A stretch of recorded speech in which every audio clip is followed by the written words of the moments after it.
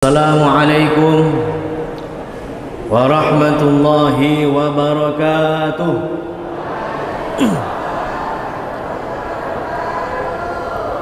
Alhamdulillahi rabbil alamin, wa bihi nasta'inu ala umuri dunya waddin, wassalatu wassalamu ala ashrafil mursalin Sayyidina wa maulana Muhammadin wa ala alihi wa ashabihi ajma'in. Amma ba'd. Rabbi shrah li sadri wa yassir li amri wahlul 'uqdatam min lisani yafqahu qawli. Bapak Bupati Toli-Toli yang kami hormati, bersama Ibu Ketua Tim Penggerak PKK Kabupaten Toli-Toli, yang kami hormati para unsur pimpinan Forkopimda Kabupaten Toli-Toli, yang kami hormati Bapak Sekda Kabupaten Toli-Toli, para asisten, para pimpinan instansi vertikal BUMN, BUMD, pimpinan OPD, yang saya hormati pimpinan saya, Kepala Kantor Kementerian Agama Kabupaten Toli-Toli, yang saya hormati anggota DPRD yang sempat hadir, para kiai, para habaib, serta seluruh hadirin hadirat sekalian yang tidak dapat saya sebut satu persatu namanya. Insya Allah kita semua termasuk orang-orang yang dimuliakan Allah Subhanahu wa ta'ala. Amin. Mengawali ceramah ini, saya ingin mengutip sebuah hadis Nabi. Nabi pernah bersabda, "Uhthu fi wujuhil maddahina at-turab." Taburkan pasir ke wajah orang-orang yang suka memuji. Hari ini saya ingin memuji.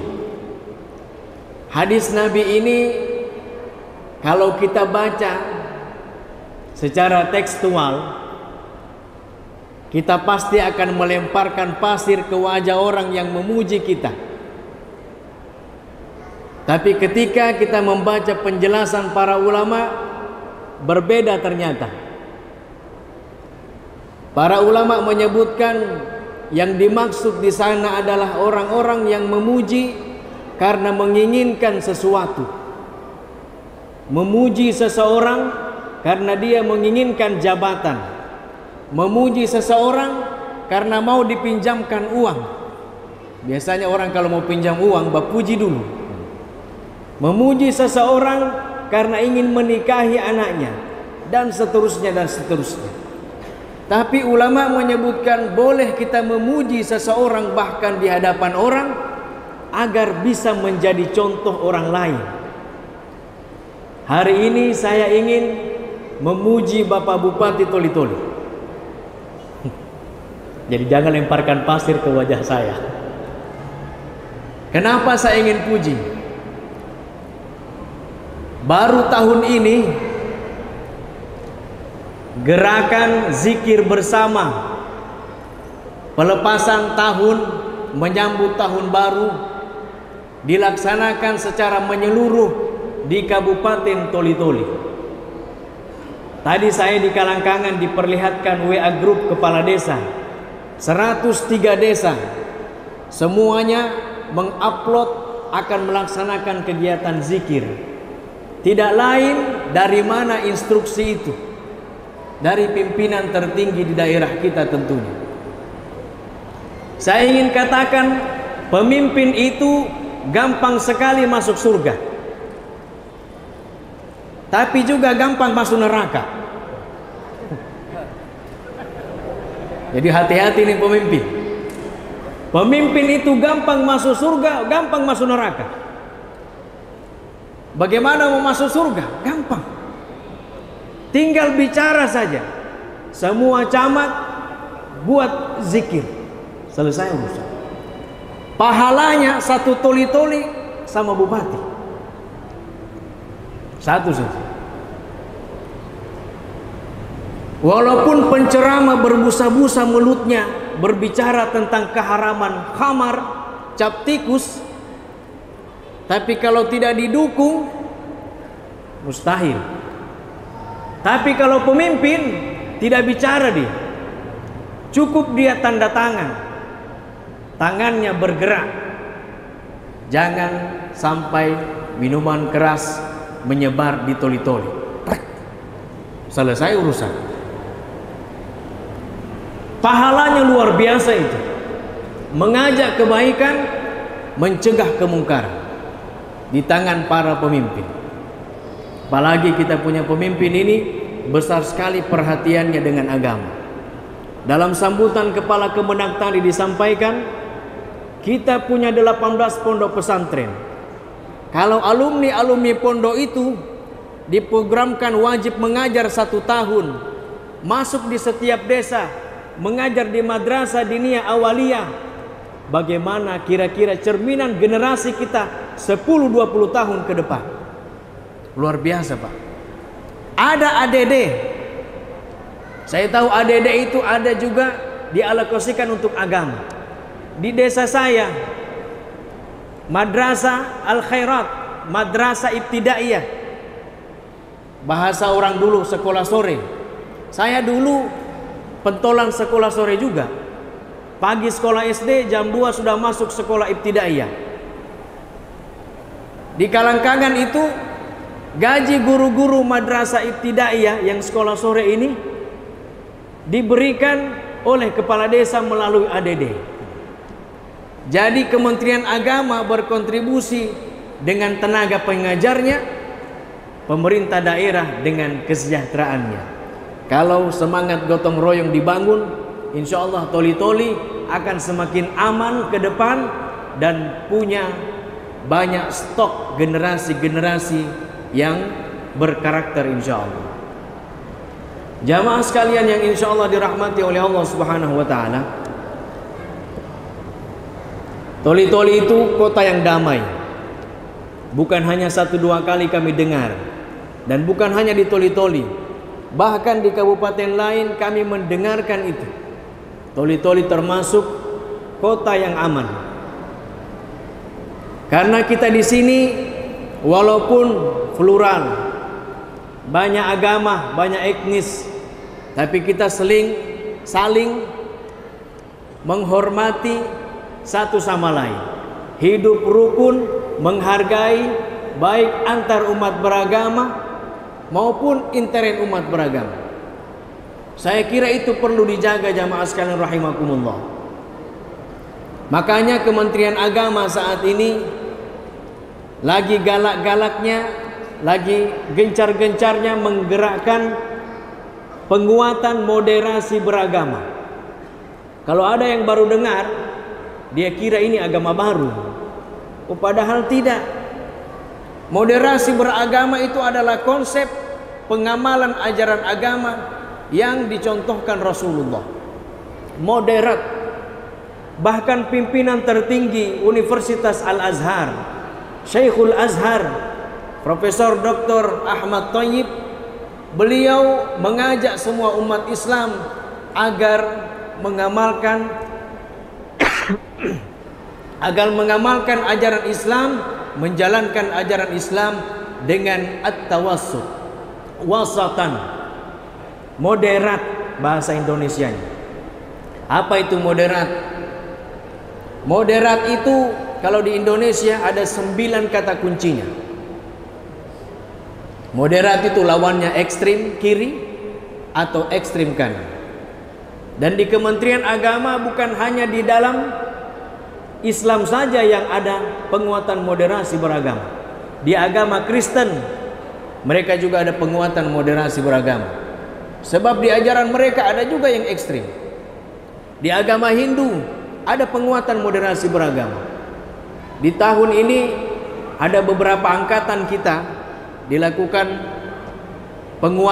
pendidikan penguatan moderasi beragama. Dan di dalamnya itu campur dari ustadznya, tokoh agamanya, pendetanya, dari pemuka-pemuka agama lain. Jamaah sekalian rahimakumullah, moderasi beragama ini sangat perlu Sebab akhir-akhir ini paham ekstrim banyak menyebar, baik di dunia nyata maupun di dunia maya. Kadang orang tidak sadar kalau sudah nonton video menurutnya itu dari hadis, dari ayat Al-Quran, ditelan mentah-mentah. Akhirnya merasa dirinya paling benar, selain dia penghuni neraka semua. Oh, sudah ini ekstrim. Padahal konsep Nabi tidak begitu. Salah satu saya contohkan jamaah sekalian. Zikir akbar ini, melaksanakan zikir untuk tahun baru ini, orang-orang ekstrim mengatakan ini bid'ah. Nabi tidak pernah kasih contoh ini. Tahun baru kemudian berzikir. Iya, itu menurut Anda. Tapi ulama-ulama ahlu sunnah wal jamaah pahamnya tidak demikian, mencermati Rasulullah Sallallahu Alaihi Wasallam. Mereka memahami bahwa Nabi itu ketika meninggalkan sesuatu, yang ditinggalkan Nabi tidak bisa menjadi hukum. Apa yang Nabi tinggalkan, Nabi tidak lakukan, tidak bisa dijadikan hukum. Ini nih harus dipahami nih. Ulama sepakat. Profesor Dr. Ali Jum'ah dalam kitabnya menyebutkan ajma'al muslimun, ajma'al ummah, semua umat Islam sepakat syarqan wa gharban, timur barat, bahwa apa yang ditinggalkan Nabi tidak bisa, tidak mesti menjadi hukum, tidak harus dijadikan hukum. Beliau memberikan contoh ketika Nabi meninggalkan mimbar. Nabi tidak pakai mimbar, awalnya pakai mimbar khutbah. Terus Nabi tinggalkan mimbar, lalu khutbah di samping pohon kurma. Bagaimana sahabat memahaminya? Sahabat memahami bukan berarti mimbar itu haram ketika Nabi tinggalkan mimbar. Justru sahabat membuatkan mimbar baru kepada Nabi. Dibuatkanlah Nabi mimbar yang baru. Nabi pun khutbah di atas mimbar yang baru itu dan meninggalkan pohon kurma. Menangislah pohon kurma itu dalam kisah. Sahabat itu paham bahwa apa yang ditinggalkan Nabi tidak langsung haram. Sama dengan zikir begini. Dulu Nabi melarang umat Islam sahabatnya berziarah kubur. Kuntu nahaitukum an ziaratil kubur. Dilarang Nabi oleh Nabi, dilarang seluruh sahabat ziarah kubur. Pada masa-masa para sahabat baru mengenal Islam. Kenapa? Saat itu masih dekat dengan kemusyrikan. Jangan sampai mereka sembah kubur. Ketika imannya sudah mantap, Nabi bilang ala fazuruha. Sekarang ziarahi kubur. Dia punya penyebab sudah hilang. Silakan ziarahi. Hukum berubah dari haram menjadi boleh. Saya berikan contoh yang lain. Dulu ada pakaian penutup kepala namanya toilas. Diharamkan oleh para ulama saat itu karena menyerupai pakaiannya Yahudi. Seiring berjalannya waktu, bukan hanya kaum Yahudi yang pakai surban ditutup di kepala. Ternyata semua sudah banyak yang pakai. Akhirnya banyak yang pakai, termasuk di Arab Saudi. Berubahlah hukum, karena bukan hanya Yahudi yang pakai, semua sudah pakai. Jadi bukan hanya simbol identitas satu agama tertentu. Berubahlah hukum menjadi boleh menggunakan itu. Setelah itu digunakan. Zikir malam tahun baru dulu tidak ada. Karena memang dulu belum ada petasan. Malam tahun baru dulu kita punya remaja di dalam rumah. Saya belum lahir. Sekarang malam tahun baru anak-anak muda keluar. Banyak sekali bahaya. Bahkan angka kecelakaan di malam tahun baru itu semakin meningkat. Banyak tidak pakai helm. Karena pakai helm katanya tak bongkar dia punya rambut, dia punya sisir, tak penyak rambutnya, buka helm. Bakar kembang api, berfoya-foya, bahkan mabuk, berkelahi, baku tikam, baku tabrak. Karena mabuk, tidak konsentrasi bawa motor, banyak kecelakaan. Inilah yang dipikirkan oleh kiai-kiai kita, oleh ulama-ulama kita, bagaimana supaya mereka ini tidak berkeliaran, bagaimana supaya ada upaya yang bisa membentengi mereka. Dibuatlah zikir, tausiah, supaya ada sedikit didengar. Bahwa orang di masjid itu dia nongol sedikit, dia dengar. Kemudian penjelasan, oh ternyata lebih banyak manfaatnya duduk di sini. Yang hadir di sini Bapak Ibu semua, ada satu hadis sahih. Hadis sahih. Rasulullah bersabda bahwa Allah itu punya malaikat, sering saya sampaikan ini, punya malaikat yang melakukan patroli siang malam. Allah punya itu. Bukan berarti Allah tidak tahu kondisi yang terjadi. Dilakukan ini supaya kita tahu bagaimana prosesnya. Malaikat itu tugasnya mencari majalisul zikir, majelis-majelis zikir seperti ini. Tadi berarti sudah ada malaikat datang ke sini. Halummu ila hajatikum. Sesama malaikat, ada yang di Tuwele sana turun, ada yang di Lutungan. Yang turun di sini, dia bilang, kemari. Di Masjid Agung Al Mubarak ada orang kumpul di sini berzikir, dipimpin oleh Kiai Mujib. Hadir juga Bupati Toli-Toli. Nah, datanglah malaikat kemari. Satu persatu itu malaikat mencatat nama kita yang hadir. Dari MC yang bawa sambutan, penceramah, apalagi, amin, yang hadir, yang bawa kopinya Pak Bupati, dapat juga jatah dia. Yang mau bagi-bagi kue di luar, semua dapat. Pak Sekda dapat. Dicatat semua namanya. Lalu malaikat naik ke atas langit.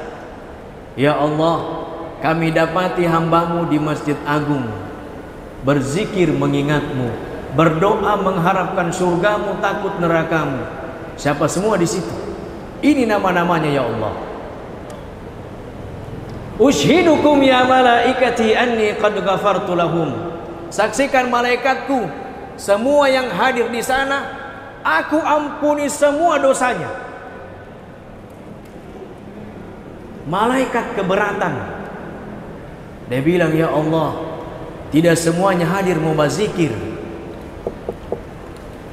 Ada yang takut karena Pak Bupati pemerintah harus hadir, maka dia datang. Contoh. Ada yang datang cuma bersiaran langsung terus, live. Tidak berzikir dia. Ada yang datang cuma mengantar ibunya. Ada yang datang cuma nagih hutang. Ada yang datang cuma basoting. Contoh ini. Contoh kominfo. Apa kata Allah? Humul julasa'u la yashqa bihim jalisuhum. Orang-orang yang duduk bersama ahli zikir tidak akan celaka. Itu keutamaan majlis zikir. Kalau kita datang di majlis zikir, sekalipun kita tidak berzikir, cuma main game, semua kita kecipratan manfaatnya. Diampuni semua kita punya dosa ini jamaah sekalian. Itu manfaatnya zikir begini. Sering-seringlah hadir. Malaikat menaungi kita dengan sayapnya, mendoakan kita. Jadi dulu ini tidak ada. sekarang diadakan. Pak Bupati yang tadi memberikan mungkin perintah kepada seluruh camat supaya seluruh kades.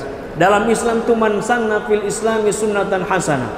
Siapa kata Rasulullah yang memberi contoh yang baik di dalam Islam, falahu ajruha, maka dia akan mendapatkan pahalanya. Yang memberi contoh itu dapat pahala juga. Jadi ini keutamaan seorang pemimpin juga ini jamaah sekalian. Jamaah majelis zikir rahimakumullah. Apalagi yang biasanya dihukumi bid'ah. Makanya ada moderasi beragama. Misalnya doa setelah sholat. Saya harus ungkapkan di sini supaya kita paham. Ada kelompok yang mengatakan tidak ada petunjuknya itu berdoa habis sholat. Di dalam kitab Sahih Bukhari saja katanya tidak ada dicantumkan hadis tentang berdoa setelah sholat. Ini mengecilkan ruang pemahaman kita tentang Islam. Padahal kitab hadis itu banyak. Ada 6 misalnya yang kita ketahui. Bahkan Imam An-Nawawi ini tadi kelompok yang bilang ini, dia yang bilang. Kalau saya mengutip Imam An-Nawawi, ulama berkelas di mazhab Syafi'i, menyusun kitab Riyadhus Shalihin. Dalam kitab Riyadhus Shalihin dia taruh satu bab, Masail fid Du'a, persoalan-persoalan tentang doa. Di dalam bab itu ada satu hadis disebutkan dari Abu Umamah bertanya kepada Nabi, doa mana yang paling diijabah? Rasulullah menjawab, fi jawfil lail, di sepertiga malam, wa fi duburi salawatil maktubat, atau kama qala Rasul, dan di setiap akhir salat fardu. Dia bilang tidak ada contohnya, tidak ada hadisnya. Kalau belum baca bilang belum, jangan bilang tidak ada petunjuknya. Ini ekstrim. Akhirnya yang lain merasa berarti selama ini kita salah berdoa habis sholat. Apa salahnya? Nabi sendiri kasih contoh itu. Ini paham moderat. Jangan menyalahkan orang yang berbeda dengan kita. Dalam moderasi beragama itu kan ada 9 dia punya pilar, kata kuncinya. Yang pertama kemanusiaan. Moderat itu memperhatikan kemanusiaan, melihat sisi manusianya. Saya singkat-singkat saja. Yang kedua, melihat kemaslahatan umum, kemaslahatan manfaat orang banyak. Gus Baha di Jawa pernah berkata begini, kalau ada pemilihan kepala desa, ada satu calon saja, calon tunggal kepala desa. Calon tunggal ini tidak bagus akhlaknya, tidak pernah dia sholat, main judi pekerjaannya, mabuk, dia punya kebiasaan, dia mau mencalonkan, bahkan dia pakai serangan pajar, bagi-bagi uang ini. Kalau begini model, peluang besar dia naik. Gus Baha menyampaikan wajib hukumnya orang yang paham agama mencalonkan kepala desa saat itu. Wajib hukumnya ada orang yang paham agama di desa itu mencalonkan diri sebagai kepala desa untuk menyelamatkan satu kampung. Kalau itu naik, tidak ada bunyi toa di masjid misalnya. Tidak ada misalkan kerukunan antar umat beragama di desa itu. Umat lain harus singkir misalnya begitu. Kalau dia naik, perjudian merajalela. 17 Agustus lomba domino taruhan. Oh, judi. lomba bola dangdut, ibu-ibu yang menonton, ibu-ibu yang main, bapak-bapak yang menonton. Apa yang bapaknya tonton itu? Bukan bola yang dia lihat, istri-istrinya orang yang dia lihat. Ini bahaya ini, bola dangdut ini. Wajib kata hukumnya, bahkan beliau sampaikan, bila perlu dia juga menyogok. Dan di situ posisinya bukan menyogok sebenarnya, membeli kebenaran. Untuk apa itu? Kemaslahatan umum. Ini namanya moderat. Kalau ekstrim, tidak boleh menyogok bagaimanapun kondisinya, tidak boleh makasih uang bagaimanapun kondisinya, sekalipun satu kampung itu hancur gara-gara itu. Ekstrim. Berpikir moderat begini, adil. Moderat itu adil kepada siapapun, bukan hanya kepada umat Islam, bahkan kepada umat lain. Pernah dengar kisahnya Umar bin Khattab waktu Amr bin As menjadi gubernur di Mesir. Ada satu petak tanah di situ bersebelahan dengan tanahnya kaum muslimin. Cuma tanahnya kecil, mau dibangun masjid besar. Kalau besar berarti tanahnya yang Yahudi ini harus kena juga. Akhirnya Amr bin As katakan, kasih tahu itu Yahudi, bongkar rumahnya, torang beli tanahnya, kasih ganti rugi. Kita mau bangun masjid di sini. Nenek Yahudi bilang, saya tidak mau pindah. Tanah ini sudah dari dulu di sini, dari kakek buyut saya di sini. Saya tidak mau pindah, tapi dibongkar. Keberatan dia. Dia datang ke Madinah.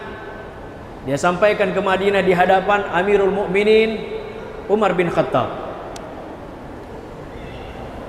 Ketika dia ketemu Umar bin Khattab lagi duduk di bawah pohon kurma.